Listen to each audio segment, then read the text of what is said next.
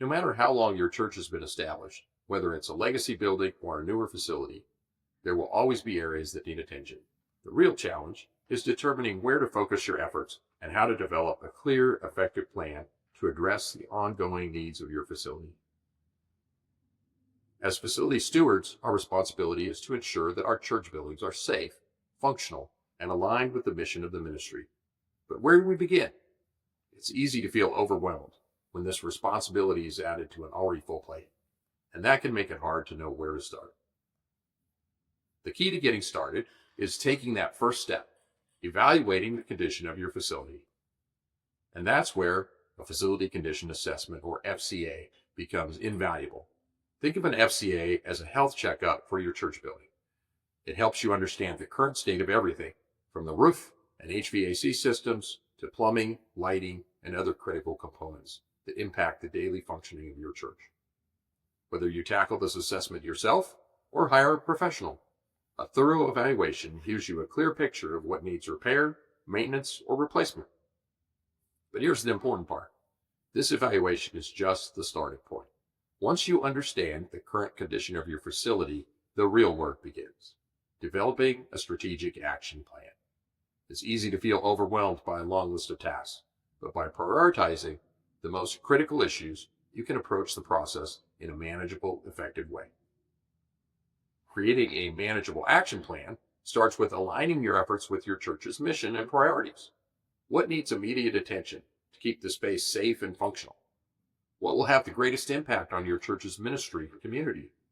Let's break it down into a few simple steps to evaluate your facility and build a practical, focused action plan. The first step is to walk through your church with a discerning eye.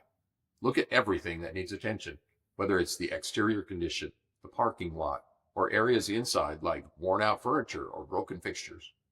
Focus especially on high traffic areas where maintenance is likely needed more often. And don't forget to assess accessibility. Are the entrances, bathrooms, and hallways welcoming and easy to navigate for those with mobility challenges? This initial walkthrough helps identify the areas that need the most immediate focus. Next, identify the issues that require immediate attention.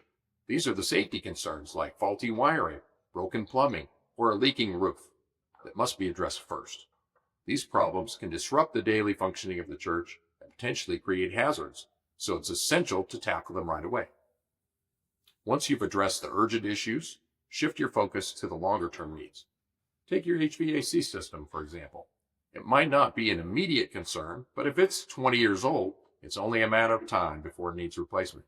By documenting this in your facility condition assessment, you can get a clear picture of which systems are nearing the end of their expected service life.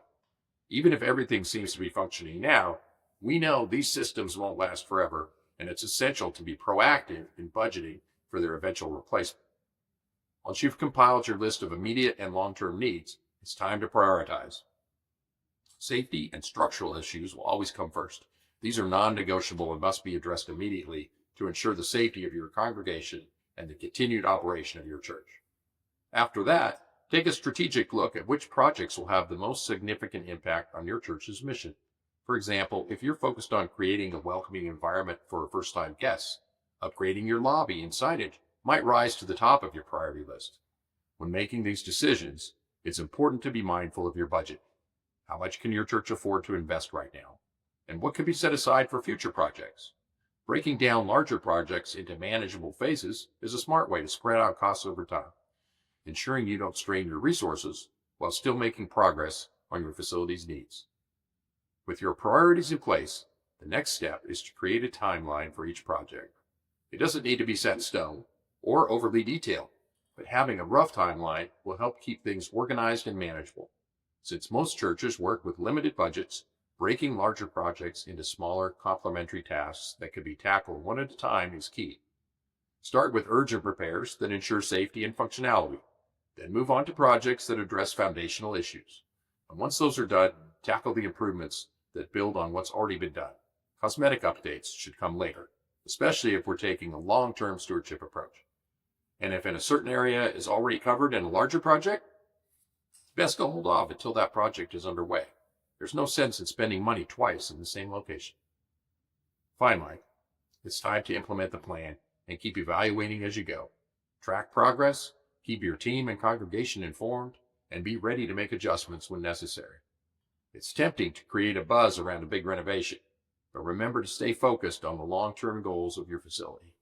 Keep open lines of communication with your leadership and your congregation, ensuring everyone is aligned with the vision behind each improvement. And while cosmetic updates might be exciting, always prioritize substantive projects that will have a lasting impact on your church's mission and sustainability. At the end of the day, the goal is clear. Your church facility should serve the ministry, not the other way around. Your space should provide a safe, welcoming environment where people can gather for worship, fellowship, and community. It should also be designed with long-term sustainability in mind, ensuring that it remains a valuable asset for years to come. Facility stewardship is not just about maintaining buildings. It's about empowering your church to fulfill its mission effectively and impactfully, both now and in the future. Remember, your church facility isn't just a building. It's a vital tool for your ministry. Take care of it, and it will help take care of your mission for years to come.